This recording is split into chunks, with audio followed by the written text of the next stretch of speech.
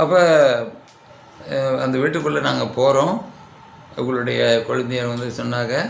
நானும் போயிட்டு என்னது யார் என்னன்னு கேட்கும்போது சொன்னாங்க. என்னாச்சு கையிலன்னா இந்த மாதிரி அடிபட்டுச்சு, எங்கள் அக்கா வீட்டு இருந்துச்சு வந்தோம். சரி நீங்கள் என்ன செய்கிறீங்க, எங்கே இருக்கிறீங்க எல்லாம் விசாரித்தோம். அவங்க சொன்னாங்க, நான் உங்களை பற்றி சொன்னாங்க, எங்கள் அக்காவும் எங்கள் மச்சானும் சொன்னாங்க. அதனால் உங்களை எப்படியாவது நான் பார்க்கணும், உங்கள்கிட்ட ஒரு ஜெபம் செஞ்சுக்கிட்டு போகணுன்னு தான் நான் காத்துக்கிட்டு இருந்தோம்.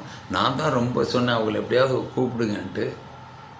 ரொம்ப சந்தோஷம் நீங்கள் வந்ததில், அப்படியே காப்பி கொடுக்கட்டுமா வேணாம் அப்படின்னு, சாப்பிட்றீங்களா இல்லை வேணாம் கொஞ்சம் பேசலாம் வாங்க.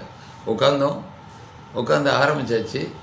ஆரம்பிக்கும் போதே அவங்க பேசுகிறது ரொம்ப பேச ஆரம்பித்தாங்க. நான் கேட்டுக்கிட்டேன். ஃபஸ்ட்டு நான் கேட்டுக்கிடுவேன். என்ன பேச ஆரம்பித்தாங்கன்னா, நீங்கள் ஆர்சியா? ஏன் அப்படி கேட்குறீங்க?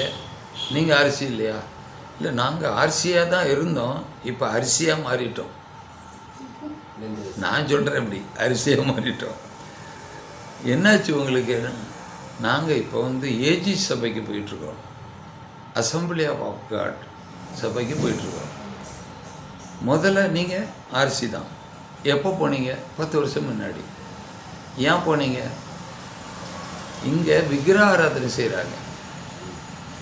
இந்த பாருங்கள், எங்கள் அக்கா பொண்ணு செத்து பொண்ணு ஃபோட்டோவுக்கு பூ போட்டிருக்காங்க. இதெல்லாம் செய்யக்கூடாது. விக்கிரகம்லாம் வச்சுருக்காங்க.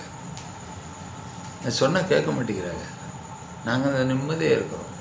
எங்கே நிம்மதியாக இருக்கீங்க? கை உடைஞ்சிருக்கிறீங்களே அப்படின்னு. வரமா வராதா? நிம்மதியாக இருக்கிறோம். இப்படி பேச்சு தொடங்குச்சு. நான் சொன்னேன், விக்கிர ஆராதனை அது இதெல்லாம் சொல்லாதீங்க. இல்லை நாங்கள் ஆவிக்குரிய சபைக்கு போயிட்டோம், இப்போ தான் சத்தியத்தை நாங்கள் அறிந்திருக்கிறோம். அப்படியா? சத்தியம்னா என்னான்னு கேட்டேன். சத்தியத்தை பைபிளில் உள்ளதெல்லாம் அறிஞ்சிருக்கிறோம். இது வரைக்கும் நாங்கள் இந்த மாதிரி பைபிளை படிக்கலை. பைபிளெல்லாம் படித்து பார்த்தா தான் எனக்கு தெரியுது சத்தியம்.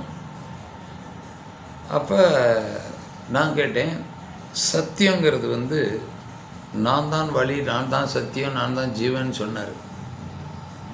அது எங்கே இருக்குது வசனம் சொல்லுங்கன்னா?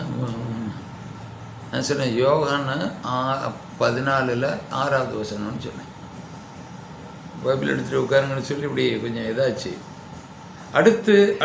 அடுத்து பேச ஆரம்பிக்கும் போது அவங்க ஆவிக்குரிய சபை. அப்போ இங்கே இதில் ஆவி இல்லையா? ஆவிக்குரிய பரிசுத்த ஆவி இல்லையா? எங்கே இருக்குது? அதான் விக்கிரதெல்லாம் ஆராதிக்கிறாங்களே. நான் கேட்டேன், சரி நீங்கள் பைபிள்லாம் படிச்சுட்டீங்க, பைபிளுக்குள்ளே இருக்கிற வசனத்தை நம்புறீங்களா? ஆண்டவர் சொன்னதை நம்புறீங்களா?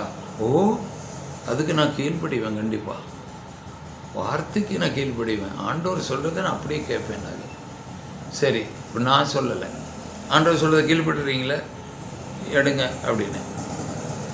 அதுக்கு முன்னாடி ஒரு வார்த்தை சொன்னேன், ஒருவேளை ஆண்டவர் விக்கிரகங்களை சிலைகளை கோயிலுக்குள்ளே வைங்கன்னு சொன்னால் ஏற்றுக்கிடுவீங்களா? அது அவர் எப்படி சொல்லுவார்? இல்லை, பைபிளுக்குள்ளே சொல்கிறத நம்புவீங்களா? அதில் சொன்னால் நம்புவேன். ஆனால் அப்படிலாம் இல்லை.